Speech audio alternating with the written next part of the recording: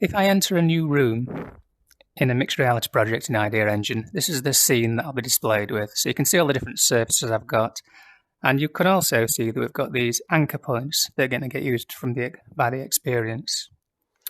So we've got generic anchor points that are common between all applications and projects.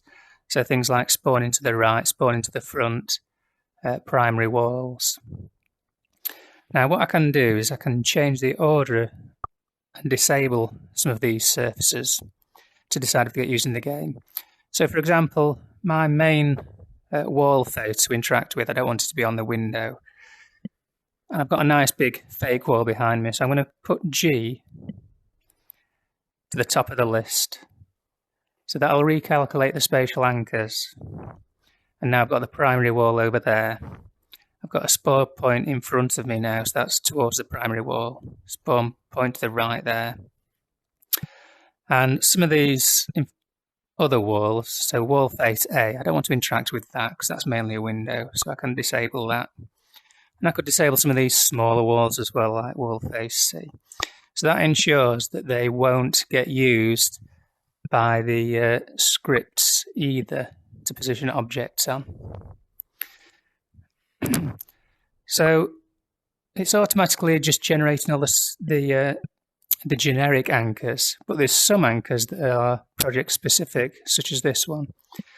So here, when we create this object and the anchor for it, we give it a title, so it's a window control, and we get a hint placed near the window. So the user sets that text up when they're creating their experience. So we can just place that over there, we know that's roughly the right place. And now, when we've finished arranging these anchors, we can drop into the experience. So you can see now our main wall anchors used over there. We've got our window controls that we place near the window. So we can do things like close the window, use space, or change it to pass through. And as we go into the different parts of the experiences, different anchors will get used. For example, we've got a gallery where it's using the wall.